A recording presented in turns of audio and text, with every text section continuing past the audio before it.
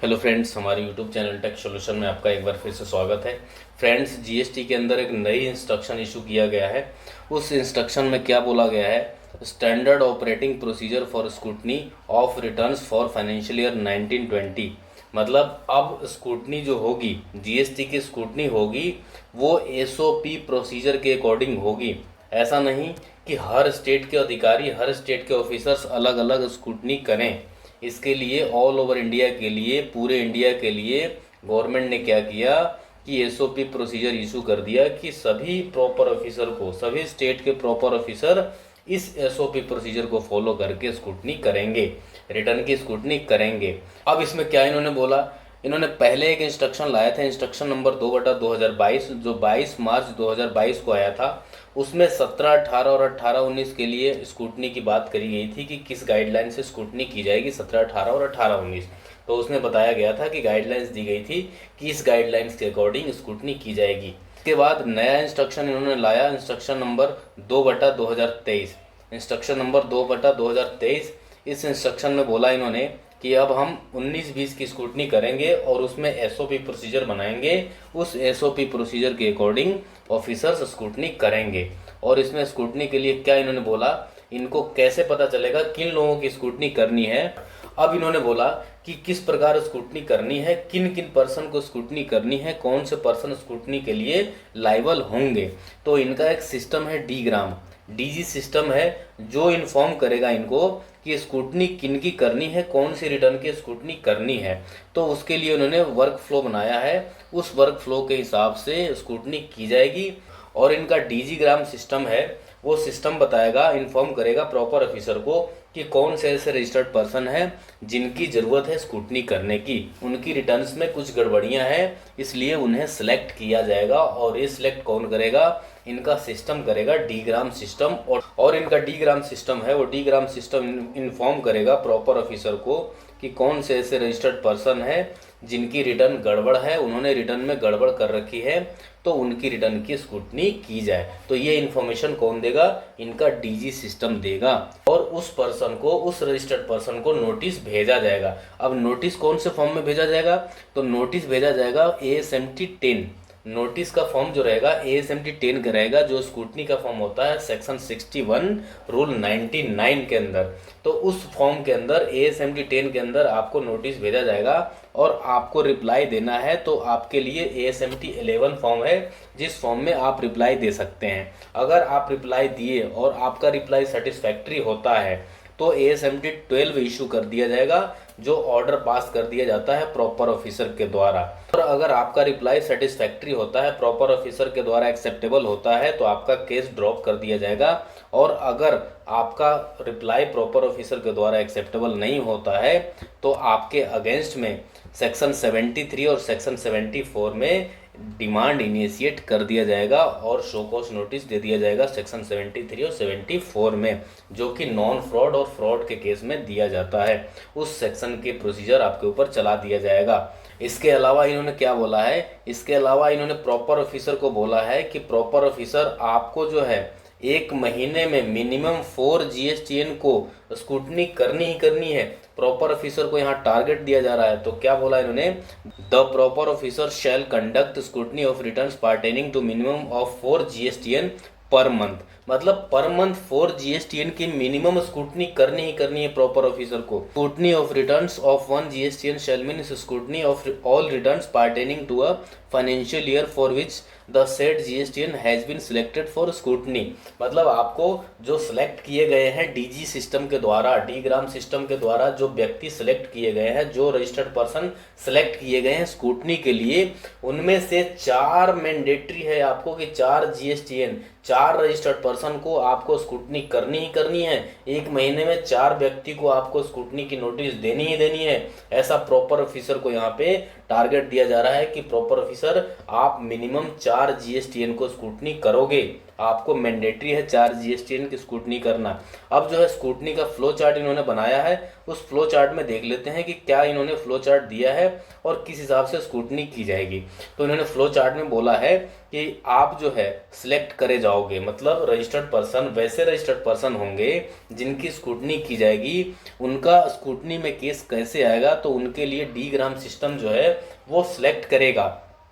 D-ग्राम system select करेगा, एक application है इनका, एक सॉफ्टवेयर है, जो सॉफ्टवेयर के माध्यम से सिलेक्ट किए जाएंगे वैसे रजिस्टर्ड पर्सन जिनकी रिटर्न्स में कुछ गड़बड़ियां हैं।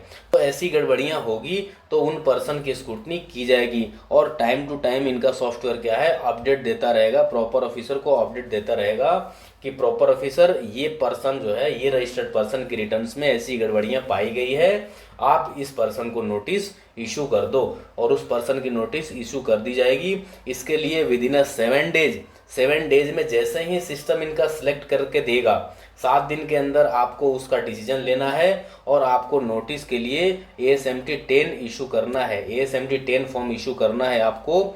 और ASMT 10 विजन इशू करने के बाद आपको 30 दिन का समय देना है।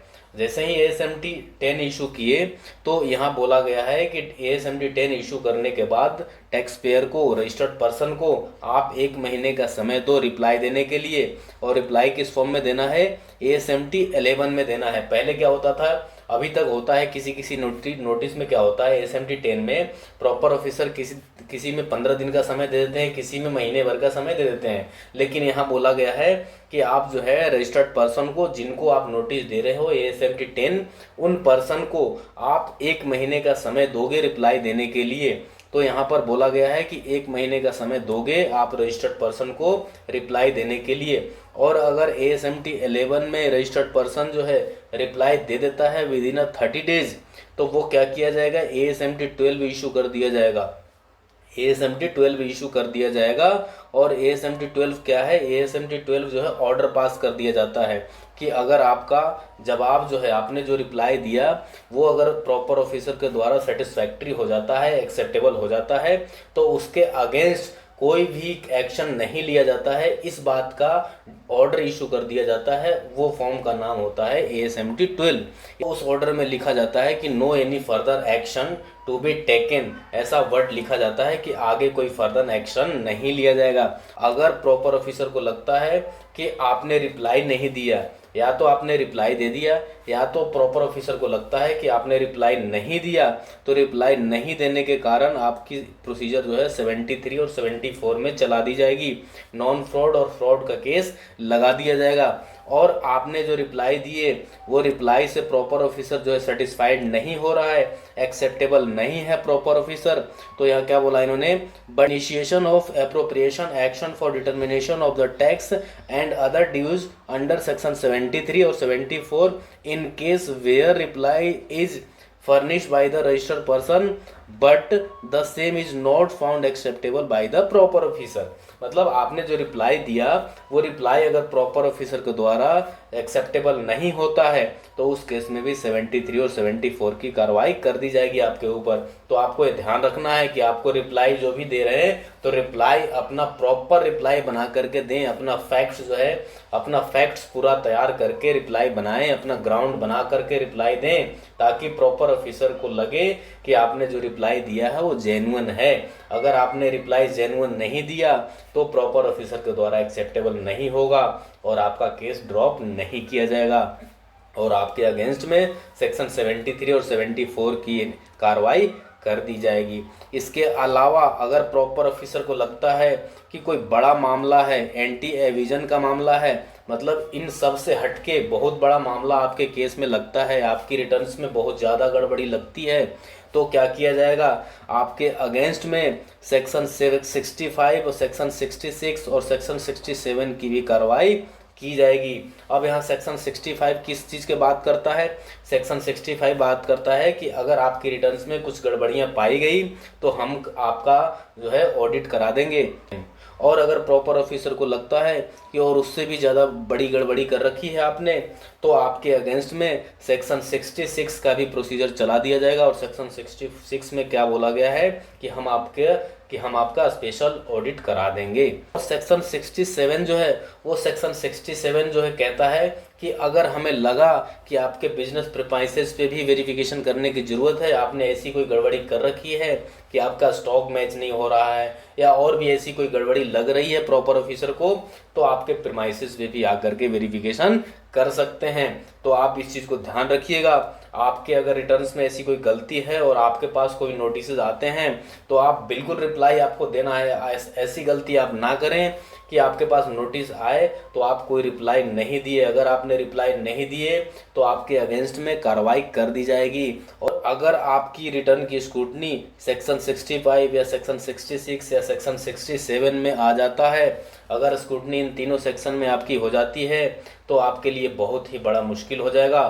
तो इसलिए आपके पास कोई भी नोटिस आए ASMD 10 का तो आप किसी अच्छे प्रोफेशनल से सलाह लेकर के ही उसका रिप्लाई दें। तो आशा करता हूँ कि आपको ये कंसेप्ट पूरा क्लियर हो गया होगा। Thank you so much watching for this video.